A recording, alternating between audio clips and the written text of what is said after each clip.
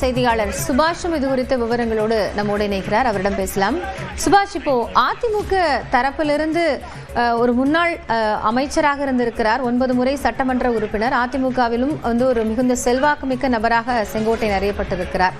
அவர் தாவேகாவில் இணையக்கூடிய நிகழ்வு அப்படிங்கிறது எந்த தாக்கத்தையும் ஏற்படுத்தாமல் இருக்கும்னு சொல்ல முடியுமா?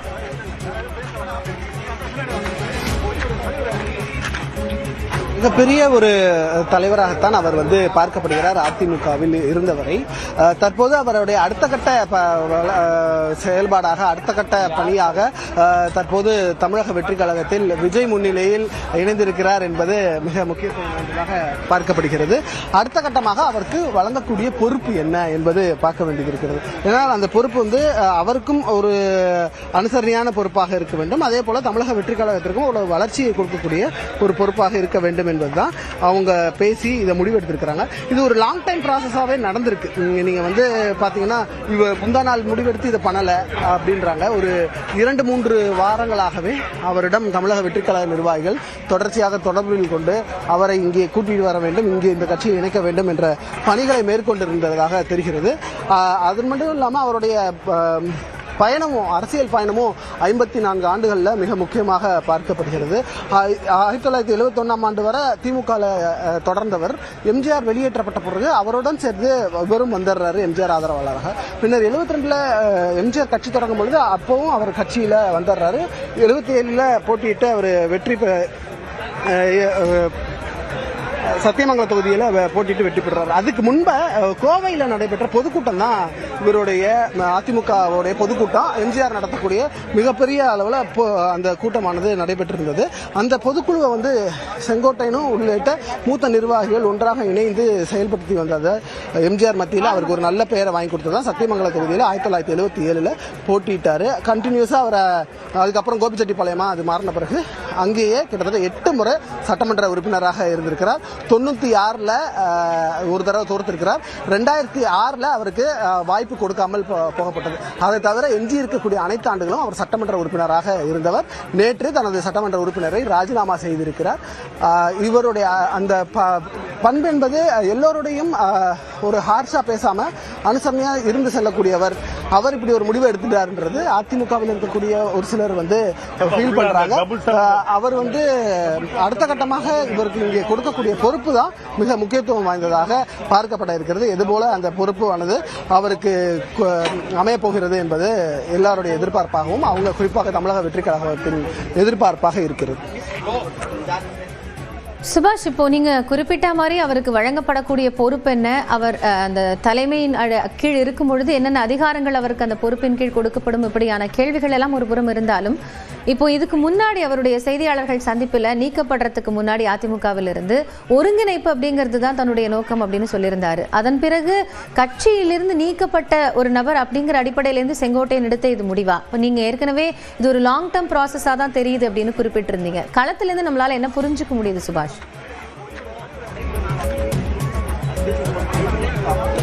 நிச்சயமாக இது பார்த்தீங்கன்னா அவர் ஒரு மிக முக்கியமான பொறுப்பு கொடுக்கப்பட போகிறது என்று சொல்லியிருக்கிறார்கள். பெரும்பாலும் விஜய்க்கு அடுத்த நிலையில் வருவதற்கான வாய்ப்புகள் இருப்பதாக சொல்லப்படுகிறது. அதுபோக கொங்கு மண்டலத்தில் ஒரு முக்கியமான பொறுப்பு, தனி கவனம் செலுத்தக்கூடிய அளவில் அவருக்கான பணிகளும், மற்ற எஞ்சி இருக்கக்கூடிய கட்சியினுடைய நிர்வாகிகள், உதாரணத்துக்கு பொதுச் செயலாளர் இருக்கக்கூடிய ஆனந்தன், ஆதவர்ஜுனா உள்ளிட்ட நிர்வாகிகள் அனைவரையுமே அனுசரணை செய்து அவர்களுடன் சேர்ந்து அவர்களுக்கு முன்பாக இவர் பயணித்து எல்லாருக்கும் ஒரு வழிகாட்டக்கூடிய ஒரு நபராக தமிழக வெற்றி கழகத்திற்கு அவர் தேவைப்பட்டதால் தான் அவரை அழைத்து வந்திருக்கிறோம் என்று தமிழக வெற்றி கழகத்தை சார்ந்த நிர்வாகிகளிடம் பேசும்பொழுது நமக்கு தெரிந்தது.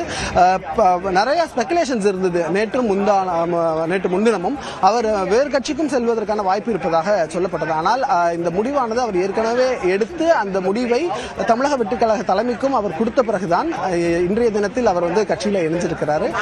சற்று நேரத்தில் அவர்கள் செய்தியாளர்கள் சந்திப்பையும் செங்கோட்டையன் மற்றும் அவரது ஆதரவாளர்கள் கொடுக்க இருக்கிறார்கள்.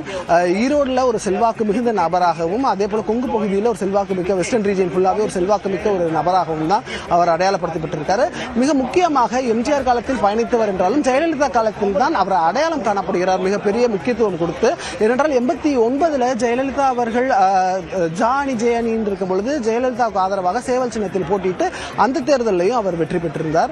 அதன் பின்னராக தான் அவர் 91 மீண்டும் ஜெயலலிதா வந்து ஜெயலலிதா முதல் தடவையாக முதலமைச்சராக வந்து அவருடைய கேபினெட்ல ஃபர்ஸ்ட் டைம் மினிஸ்டராக சிங்கிள் ரோ ஃபர்ஸ்ட் ரோ மினிஸ்டர்ஸ்ல வர்றாரு. அது மட்டும் இல்லாம அவங்க ஜெயலலிதாவுடைய சுற்றுப்பயணங்கள் அது 89 இருக்கட்டும் 91 இருக்கட்டும் இந்த 2 தேர்தல் காலங்கள்ல மிக முக்கியமாக அவருடைய சுற்றுப்பயணம் வழித்தடம் அவர் எங்கெல்லாம் பேச வேணும்ன்றதுக்கான ஒரு ஆர்கனைஸ் பண்ணக்கூடிய ஒரு ஆளாக அவர் இருந்ததை கவனிக்க வேண்டியதாக பார்க்கப்படுகிறது. அதுக்கு அடுத்த கட்டமாக நடந்த சட்டமன்ற நாடாளுமன்ற தேர்தல்களுக்கான பரப்புரை ஜெயலலிதா செய்யும் பொழுதெல்லாம் எப்பொழுதும் அதுக்கான ரூட் மேப்பை கொடுக்கக்கூடியவர் செங்கோட்டையன் என்பது எல்லாருக்கும் தெரிந்த ஒரு விஷயம். அதுவும் சுட்டிக்காட்ட வேண்டியிருக்கிறது. கரூர் சம்பவத்திற்கு பிறகு தமிழக வெற்றி கழகத்தினுடைய பயணம் மிக முக்கியமாக பார்க்கப்படுகிறது தமிழக அரசியல் களத்தில். அதற்கு ஒரு வலு சேர்க்கும் வகையில் தான் செங்கோட்டையன் அவர்கள் அந்த கட்சியில் இணைஞ்சிருக்கிறத தாங்கள் பார்ப்பதாக இங்க இருக்கக்கூடிய நிர்வாகிகள் தெரிவிக்கிறாங்க. நம்ம முன்பே சொன்னது போல அவருக்கு கொடுக்கக்கூடிய அந்த பொறுப்பு எப்படி இருக்க போகிறது, அதனுடைய செயல்பாடு எப்படி இருக்க போகிறது, இவர் எப்படி செயல்பட போகிறார் என்பதும் மிக கவனத்தில் எடுத்துக்கொள்ள வேண்டியதா இருக்கிறது. செங்கோட்டையன் வருவதற்கு முன்பாக விஜயும் வந்துவிட்டார். அதற்கு வருவதற்கு முன்பாகவே செங்கோட்டையன் ஆதரவாளர்கள் வந்துவிட்டார்கள்.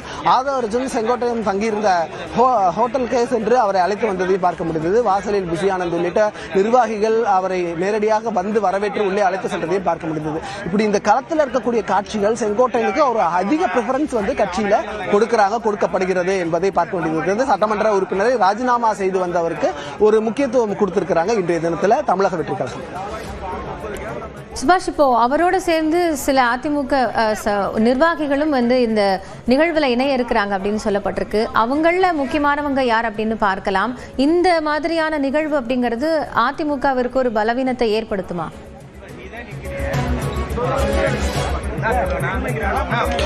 பலவீனம் என்று சொல்ல முடியாது. ஆனால் ஒரு சில பாதிப்புகள் வருவதற்காக வாய்ப்பு இருக்கிறது. குறிப்பாக ஈரோடு திருப்பூர் மாவட்டங்களில் அந்த பாதிப்பு இருப்பதற்கான வாய்ப்பு இருக்கிறது என்று சொல்லிக்கலாம். நீங்கள் முன்னர் கேட்டது போல யார் யாரெல்லாம் இங்கே இருக்கிறார்கள், யார் யாரெல்லாம் வந்து இணைகிறார்கள் என்பதும் கவனத்தில் எடுக்க வேண்டியது இருக்கிறது. முன்னாள் நாடாளுமன்ற உறுப்பினர் சத்யபாமா அவர்கள் இணைகிறார். அவர் தான் ஃபர்ஸ்ட் நபராக வந்து இன்னைக்கு இன்றைய தினத்தில் வந்து இந்த அலுவலகத்துக்கு வந்திருந்தார். அதற்கு பின்னராக முன்னாள் அதிமுகவுடைய ஈரோடு புறநகர் மேற்கு மாவட்ட பொருளாளராக கந்தவேல், அதே போல நம்பியூர் அதிமுக ஒன்றிய செயலாளராக இருந்த சுப்பிரமணியன், கோபி மேற்கு தொகுதி ஒன்றியத்தைச் சேர்ந்த குறிஞ்சிநாதன், அதே போல முத்துச்சாமி, ரமேஷ் உள்ளிட்ட பல பேர் கிட்டத்தட்ட ஒரு 30-40 பேர் வந்து இணைஞ்சிருக்கிறாங்க. அந்த முழு பட்டியல் யார் யார் என்னென்ன பொறுப்புல இருந்து வந்து இங்க இணைந்திருக்கிறார்கள். ஏன்னா அவங்க பொறுப்புல கிடையாது, ஏன்னா அதிமுக இருந்து அவங்க நீக்கப்பட்டாங்க. அதனால முன்பு இருந்த பொறுப்புகள்ல இருந்தவங்க தான் இன்றைய தினத்துல வந்து இங்க செங்கோட்டையன் அவர்களுடன் சேர்ந்து இணைந்திருக்கிறார்கள். இது தவிர வேறு யாரும் இணைகிறார்களா என்பதும் பொறுத்திருந்து பார்க்க வேண்டியது இருக்கிறது. அடுத்த கட்டமாக வேறு யாரும் தமிழக வெற்றி கழகத்தை நோக்கி வருகிறார்களா என்பதையும் கவனமாக பார்க்க வேண்டிய ஒரு கட்டாயத்தில் இன்று உடனே இருக்காது. அடுத்த சில நாட்களுக்கு அப்புறமாக இவருடைய செயல்பாடு தொடங்கியதற்கு பின்னராக இருக்கக்கூடும் என எதிர்பார்க்கப்படுகிறது. சுபாஷ், இப்போ தமிழக அரசியல் களத்தை பொறுத்த வரைக்கும் இந்த நிகழ்வு அப்படிங்கிறது ரொம்ப ஒரு பரபரப்பான ஒரு நிகழ்வா பார்க்கப்படுகிறது. காரணம், சட்டமன்ற தேர்தல் அப்படிங்கிறது ரொம்ப குறுகிய நாட்கள்ல வரப்போகுது அப்படிங்கிறதுனால இப்போ செங்கோட்டையினுடைய ஆதரவாளர்கள், செங்கோட்டையினுடைய அந்த வாக்கு சதவீதம் அப்படிங்கிறது இந்த சட்டமன்ற தேர்தலில் தாவேகாவிற்கு அதனுடைய ஓட் பேங்க்ல ரிஃப்ளெக்ட் ஆகிறதுக்கான சான்சஸ் இருக்கா? இது ஒரு ஃப்ரெஷ் எலெக்ஷன் அவங்களை பொறுத்தவரை. இந்த ஃப்ரெஷ் எலெக்ஷன்ல அவங்க இதுக்கு முன்னாடி அவங்க அமைப்பே இல்லை.